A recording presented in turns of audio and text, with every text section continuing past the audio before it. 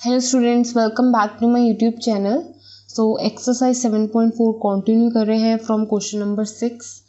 सो यहाँ पे भी आपके फॉर्मूलाज अप्लाई होंगे डायरेक्टली, लेकिन आपको थोड़ा सा सब्स्टिट्यूशन मेथड की हेल्प से इसको और सिंपलेस्ट वे में लेकर आना है ताकि हम फॉर्मूले की फॉर्म में लेकर आएँ और अप्लाई कर दें डायरेक्टली, राइट।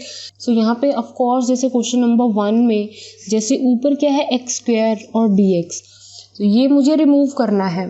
तो मुझे नीचे कुछ इस तरह से पावर लिखनी है, x का क्यूब लिख देती हूँ, क्योंकि x क्यूब को जब मैं t लेट करूँगी ना और उसके बाद इसका डिफ्रेंसिएशन करूँगी तो मेरे पास ऊपर वाली वैल्यू आ जाएगी dt के इक्वल।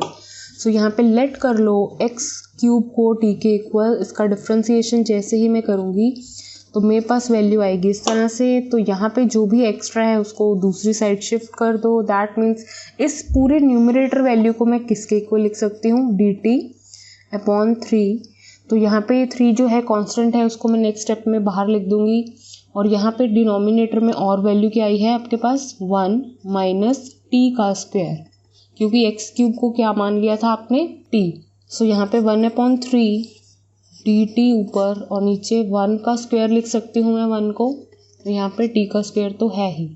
तो फॉर्मूला जब आपके पास इस तरह से होता है दैट मीन्स a का स्क्वायर माइनस x का स्क्वायर, तो इसका क्या वैल्यू आती है, 1/2 ऑफ a लॉग में a plus x divide by a minus x plus c।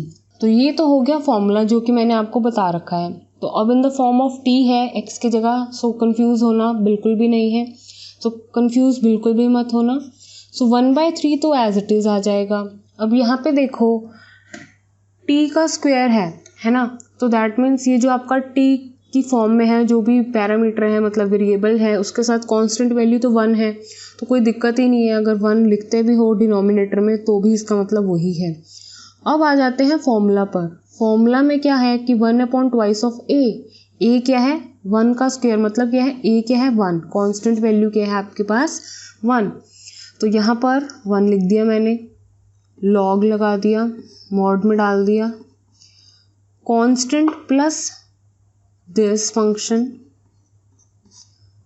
Constant minus this function again. तो मैंने अकॉर्डिंग टू फॉर्मूला बिल्कुल एज इट इज चिपका दिया है, सिर्फ t में कन्वर्ट करके लिखना था, नथिंग एल्स। अब सो स्टार्टिंग में जो मैंने t ली थी जिस वैल्यू को, t की जगह वो वैल्यू पुट कर दो। दैट मीन्स t की वैल्यू किसके इक्वल ली थी, एक्स क्यूब।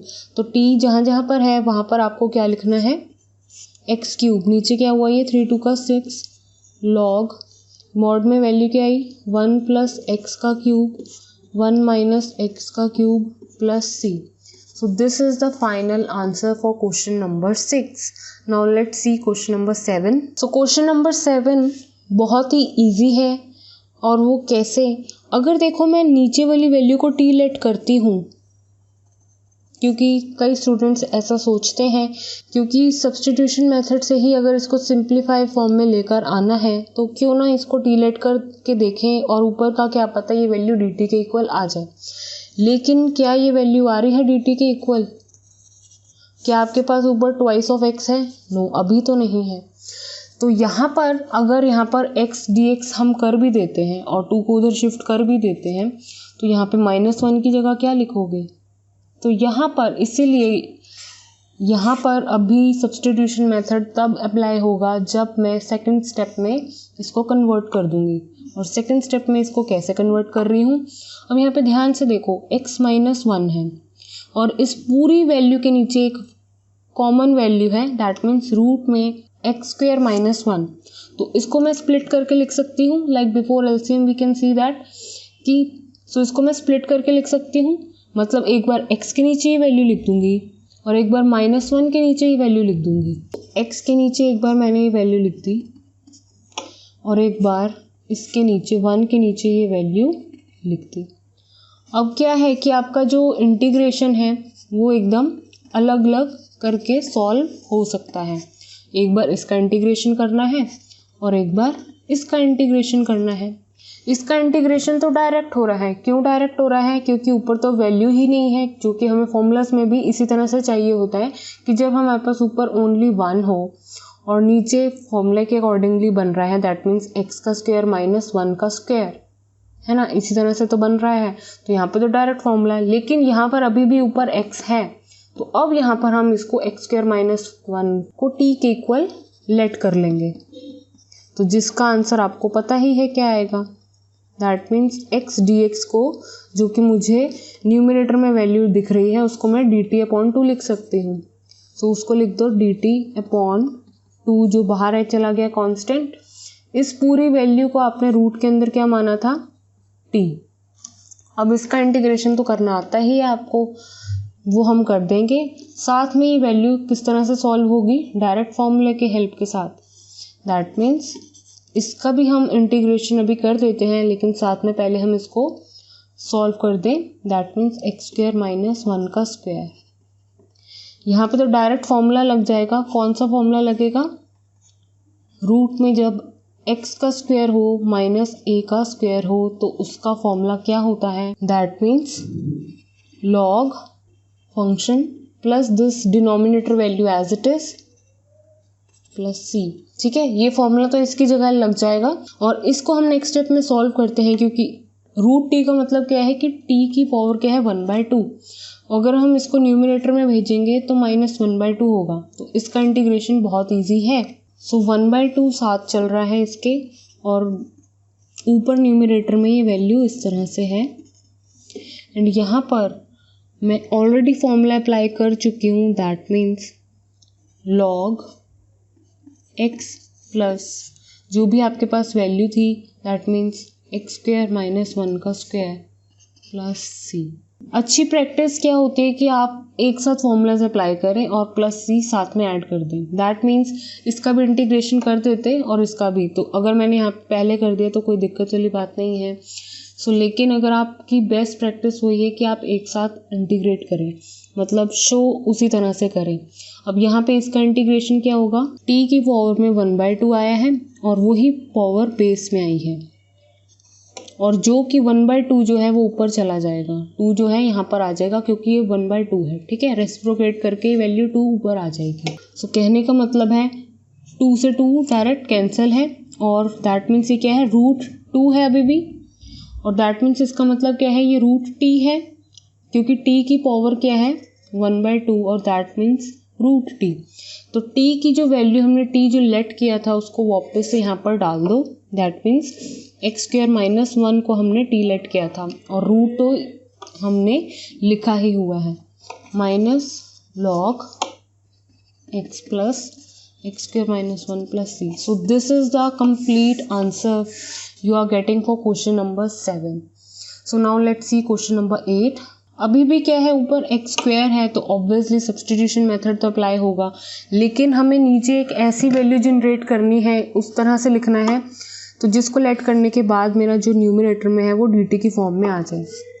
तो x⁴ को हमेशा से हम क्या लिखते आ रहे हैं, इस तरह से। क्यों, क्योंकि ऊपर क्या है x², x³ को मैं जैसे ही t के इक्वल लेट कर लूँगी तो मेरे पास डिफ्रेंसिएशन करने के बाद डेफिनेटली x² dx तो आ ही रहा है, तो ये 3 एक्स्ट्रा है, उधर मैं शिफ्ट कर देती हूँ इसको, दैट मीन्स dt/3।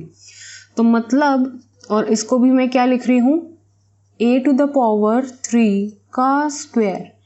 यहाँ पर आपको फॉर्मूला में क्या चाहिए होता है, हमेशा स्क्वायर की फॉर्म में ही तो चाहिए होता है, फंक्शन का भी स्क्वायर, कांस्टेंट का भी स्क्वायर। तो पावर जब स्क्वायर ही चाहिए तो अंदर तो क्यूब ही आएगा, क्योंकि 6 है, और इसको हम इसी तरह से तो अलग अलग करके लिख सकते हैं। ठीक है, तो दैट मीन्स अब आपकी कांस्टेंट सिंपल a नहीं है, कांस्टेंट का मतलब क्या है, यहाँ पर अब a³, पूरी कांस्टेंट की वैल्यू अब a³ है। और यहाँ पर अभी फंक्शन की वैल्यू अभी बताएंगे, लेकिन यहाँ पर अभी हम इसको जैसे t लेट कर चुके हैं, तो अब आपका फंक्शन कैसा दिख रहा है, लेट मी शो यू। ये 3 जो है वो कांस्टेंट बाहर चला गया, ये पूरी वैल्यू dt के इक्वल आ गई, रूट में t का स्क्वायर प्लस ये तो एज इट इज। तो अब आपका जो पूरा पैरामीटर है x में ना होते हुए t में है, तो t में कोई बात नहीं, फॉर्मूला है तो फॉर्मूला t की फॉर्म में लिख देंगे। सो यहाँ पर 1/3 तो एज इट इज़ आ रहा था। अभी यहाँ पे t का स्क्वायर है, तो यहाँ पे t जो वेरिएबल है उसके साथ कोई कांस्टेंट नहीं है, मतलब 1 ही है, चाहे लिखें चाहे ना लिखें एक ही बात है। अब आ जाते हैं फॉर्मूला में। फॉर्मूला क्या कहता है इसका, log जो भी आपका फंक्शन है प्लस ये डिनोमिनेटर वाली value as it is plus c. तो यहाँ पे 1/3 एज इट इज, जहाँ पे टी है वहाँ पर जो आपने स्टार्टिंग में लेट की थी वैल्यू वो वापस से डाल दो। दैट मीन्स एक्स क्यूब का square plus a to the power 6, मतलब इसको वैसे ही लिख दो जो आपको स्टार्टिंग में मिला था। मतलब आपका फाइनल आंसर क्या है, x cube plus x to the power 6 plus a to the power 6 plus c। So ये है आपका final answer for question number 8। कुछ भी नहीं था, पावर्स को बस इस तरीके से लिखना था कि हम फॉर्मूला अप्लाई कर सके, सब्स्टिट्यूशन मेथड अप्लाई कर सके, nothing else. Now let's see question number 9। So question number 9 में भी आपको डायरेक्ट पता चल रहा है कि सब्स्टिट्यूशन मेथड लगाना ही पड़ेगा। सो सबसे पहले मैं ऐसी वैल्यू लेट करूंगी t के इक्वल, ऊपर क्या है कि मेरा जो ऊपर न्यूमरेटर में है वो dt की फॉर्म में आ जाए, ठीक है। तो यहाँ पे क्या है, tan x का स्क्वायर है क्योंकि tan स्क्वायर x इस तरह से लिख सकती हूँ, और 4 है मतलब 2 का स्क्वायर करते ही आपको 4 मिलता है, तो मैंने 4 को इस तरह से लिख दिया है, राइट। अब लेट कर लो tan x को t के इक्वल। अभी देखो यहाँ पे फॉर्मूला डायरेक्ट क्यों नहीं अप्लाई कर सकते थे, क्योंकि ऊपर अभी वैल्यू न्यूमरेटर में है कोई, तो उसको रिमूव करने के लिए सब्स्टिट्यूशन मेथड लगाना पड़ रहा है। तो जैसे ही इसका डिफ्रेंसिएशन करूँगी तो मेरे पास वैल्यू किसके इक्वल आएगी, ये पूरी वैल्यू dt के इक्वल आ गई है, और इसको तो t माना था तो t का स्क्वायर, और ये तो एज इट इज। कहने का मतलब क्या है कि आपको फॉर्मूला अप्लाई करना है, कौन सा, जब रूट में x का स्क्वायर प्लस a का स्क्वायर करते हो तो फॉर्मूला आता है log x प्लस रूट में पूरी वैल्यू जो भी है प्लस c, ठीक है। तो ये तो बहुत ही इजी है। फंक्शन के साथ भी कोई कांस्टेंट वैल्यू नहीं है तो एज इट इज रहने दो। सो मतलब फंक्शन जो है t है, अभी डिनोमिनेटर जो वैल्यू है वो उठा के लिख दो यहाँ पर। अब जहाँ पर t है ना वहाँ पर वैल्यू डाल दो tan x।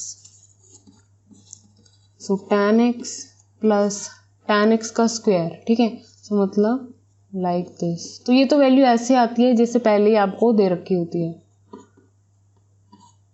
So this is the final answer you are getting for question number 9. So thank you students for watching this video.